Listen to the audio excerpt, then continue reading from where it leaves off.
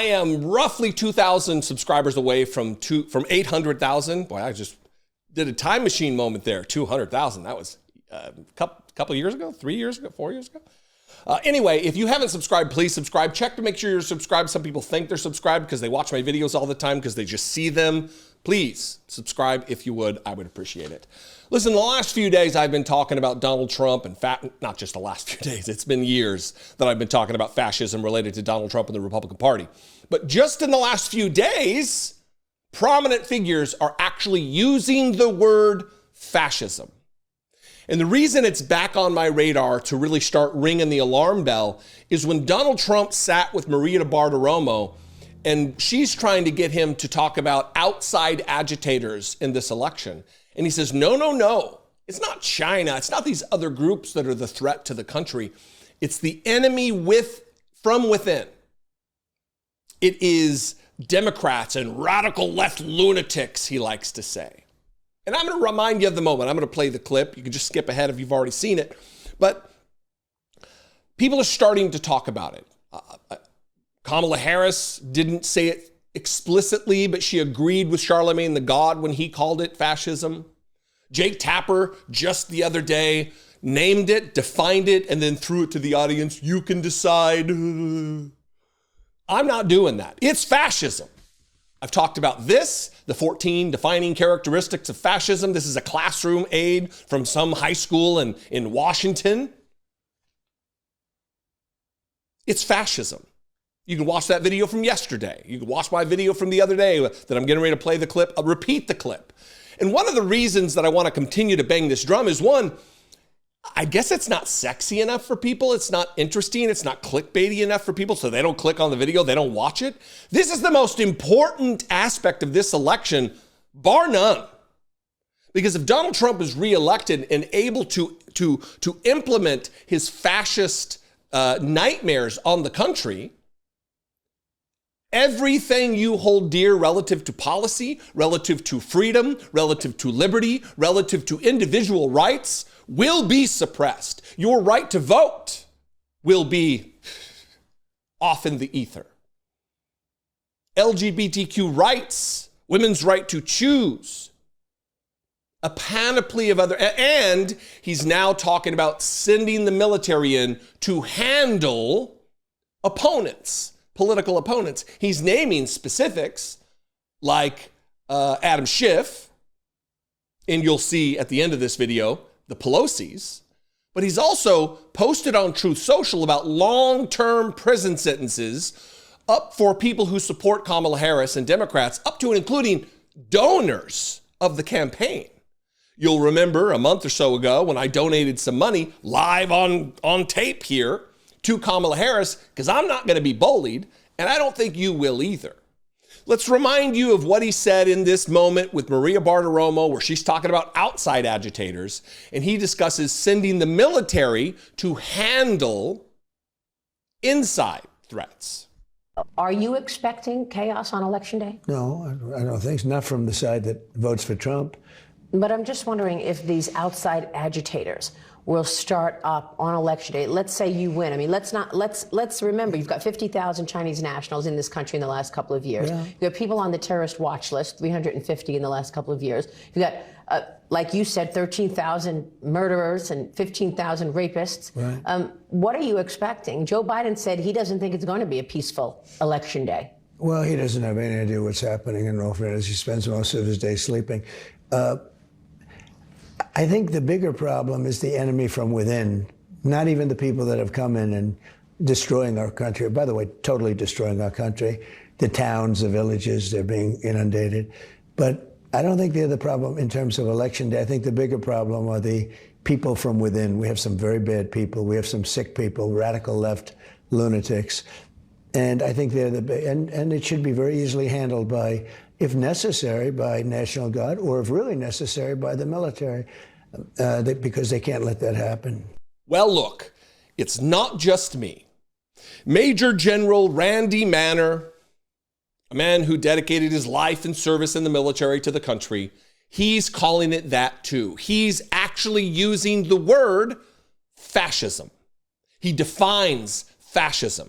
He's talking to Laura Coates last night on CNN. This is a slightly longer clip than I like to play, but every second of this is important. Share this video or find this clip on Twitter or Threads or wherever you can find it. I couldn't find it on YouTube.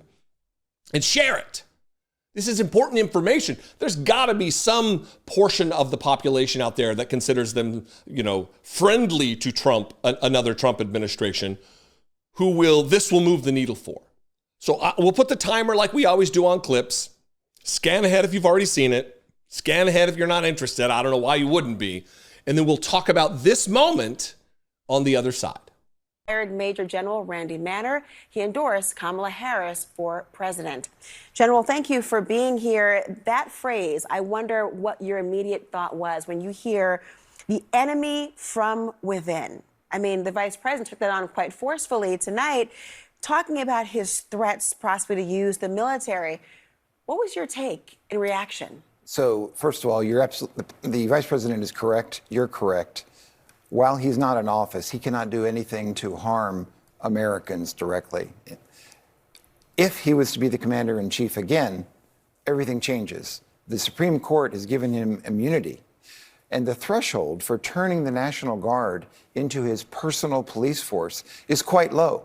As long as he has a consenting governor, he can authorize the funds to pay them as the commander-in-chief, and he can use the National Guard almost in any way that he wants.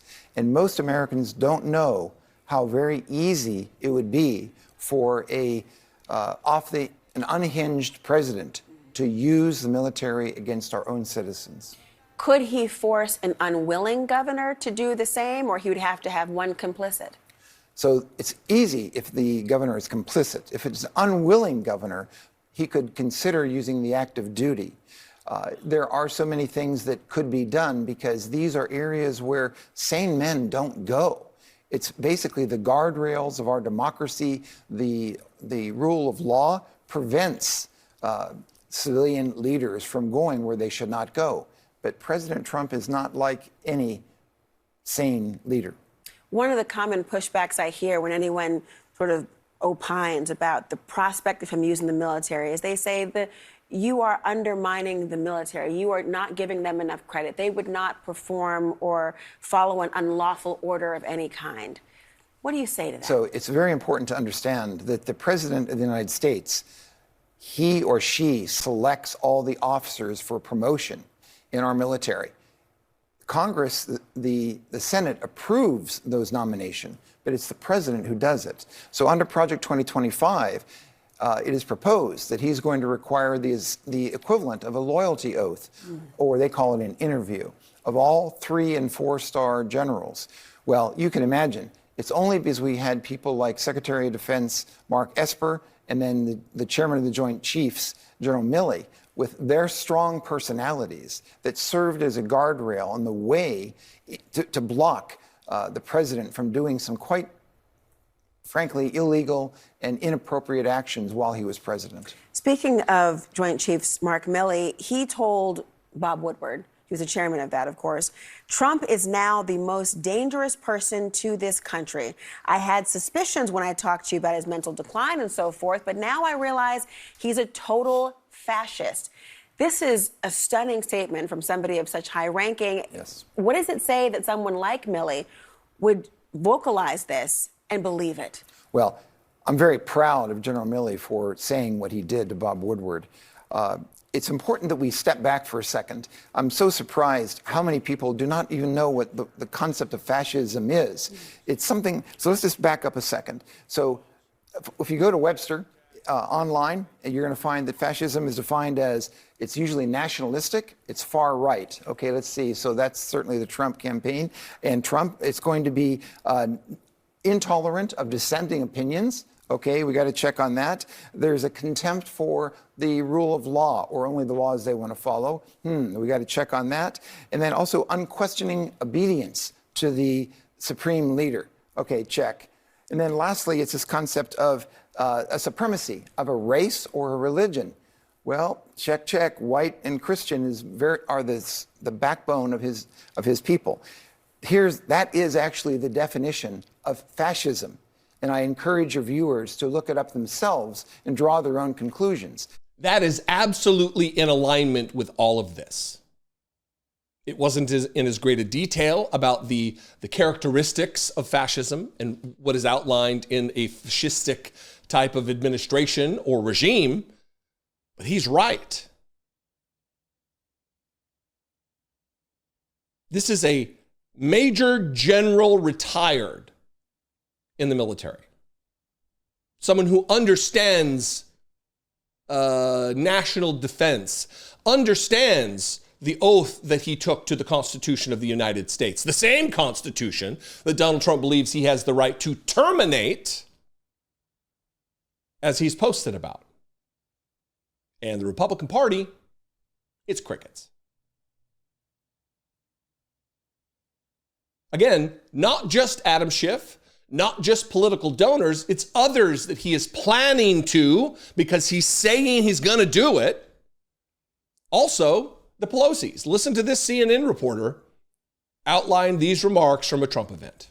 As for this comment, look, Donald Trump said over the weekend that he thinks the U.S.'s greatest threat is not our foreign adversaries, but actually the enemy from within. As I said, a lot of Republican allies have tried to defend that comment, saying he was referring to protesters when he talked about potentially sending in the military to deal with that enemy from within. They were saying it's the same thing when you see the National Guard go out to try and tamp down riots. Donald Trump, however, though, made clear he is talking about political opponents. I'm going to read for you some of what he said. He said, quote, "It is the enemy from within, and they're very dangerous. We have China, we have Russia, we have all these countries. If you have a smart president, they can all be handled. The more difficult are, the Pelosi's. These people, they're so sick and they're so evil." So clearly, directly referencing the Pelosi's there, it's clear he's talking about Democrats when he says this.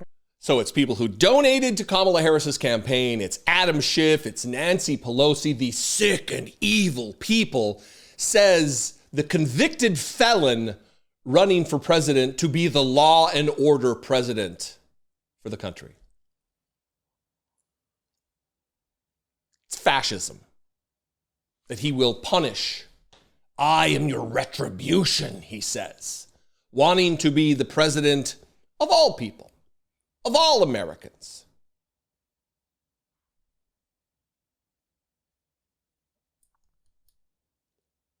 Tenuous times, precarious situation. Democracy is on the ballot.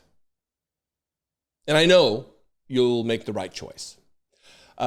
If you have a comment, you can leave it below. You can also leave me a voicemail, 714-576-4054. You can always email me daily@dollemore.com. Please subscribe. Again, just about 2,000 subscribers in before I hit to 800,000. Amazing. I appreciate it. If you want to help support the work, patreon.com/IDoubtItPodcast is where you can go. For $2 a month, you can help support this work, help me produce these videos.